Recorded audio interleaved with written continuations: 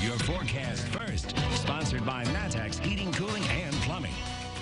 Hot on this Monday evening. Temperatures remain at 90 in Champaign, 85 in Mattoon, and 90 also in Effingham, 93 degrees in Lincoln as well as in Pontiac. But you do have those upper-level cirrus clouds coming in. You can also see those looking south on our Adams Memorial weather camera on our roof of Doggina. And those clouds are actually going to be the first clouds that we're going to see of the current tropical depression of Cristobal as it comes into our area. Wind speeds coming in out of the east-southeast up to around 15-20 miles per hour. It'll make for a warm as well as kind of cloudy backyard forecast, but it remains mild overnight tonight, and then we're talking a lot of wind and storms for the day tomorrow. WCIA 3 News starts right now. Now on WCIA 3 News. Two different groups had the same idea, how they're both protesting for change tonight. People aren't the only ones pushing for change after George Floyd's death. How some businesses are too. It makes you feel just that much more close with your loved one. COVID-19 has forced people to keep their distance, especially those in nursing homes. How one found a way to still bring people together. You're watching your local news leader. This is WCIA 3 News at 5. In order for the world to change, we change things within our school systems, within our homes. And that's why protesters are preparing to march in Mahomet for racial justice. Good evening, I'm Jennifer Roscoe. Two groups that were separately planning marches there instead are merging into one to make sure their message is heard loud and clear today. WCIA 3's Jen Lask is there live. So, Jen, what can people expect tonight?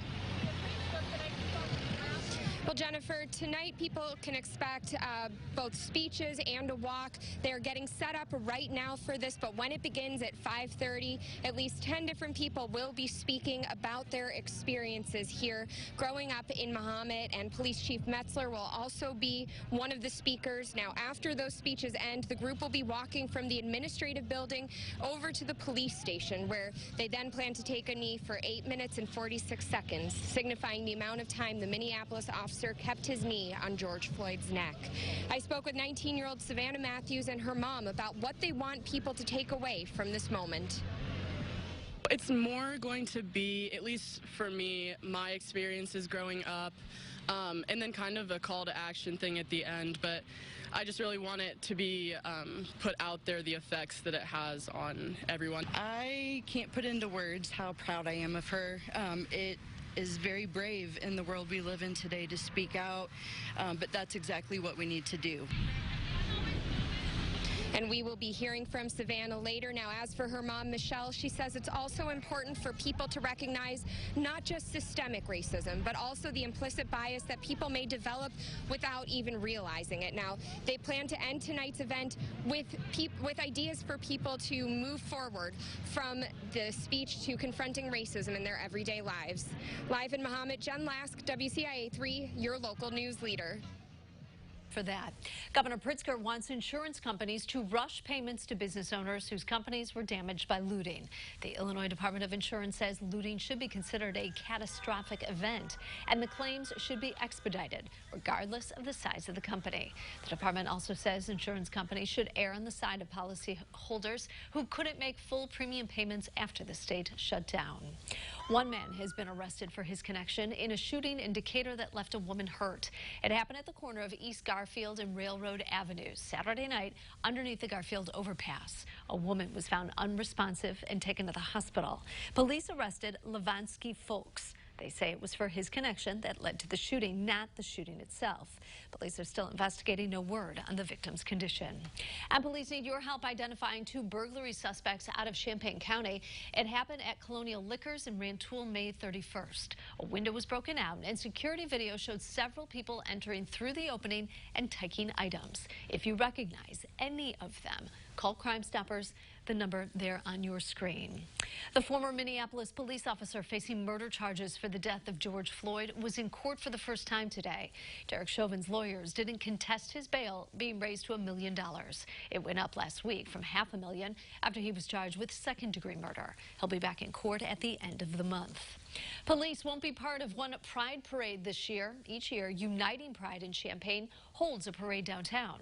This year, during the celebration of equality, uniformed police won't be included.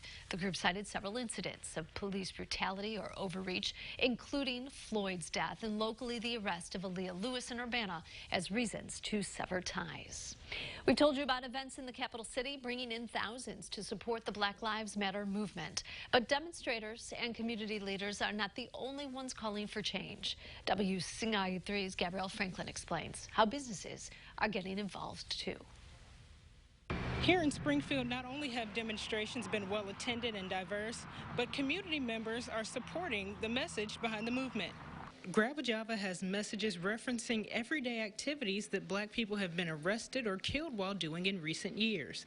The store's signage at their second location highlights the struggle that still persists in the Black community, decades after the Civil Rights Movement. While they are showing support through their signs, the barbershop in Springfield created T-shirts with quotes about equality. Money from each shirt purchased goes to local organizations that uplift the community. Ward 2 Alderman Sean Gregory says the support means everything. It's really encouraging to the Black community to see so many people from different walks of life to really support their causes in the masses. I haven't seen anything like it in my lifetime, and I'm just proud to be part of it.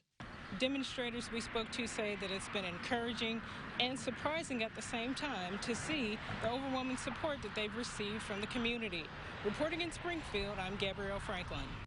City leaders have already praised people who've been peacefully demonstrating over the past week. Tonight at 6, we'll introduce you to a group looking to make sure the city continues its progress after the protests end.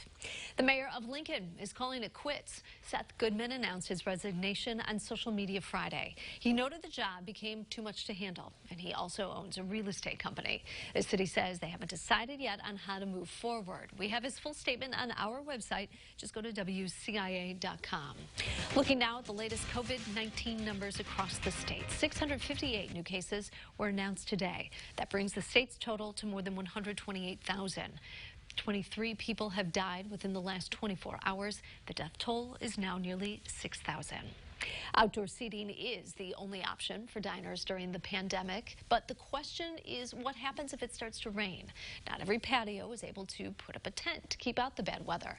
The city of Champaign says it hasn't given restaurants a uniform guideline in case rain starts, and each one has a different policy to respond to the weather.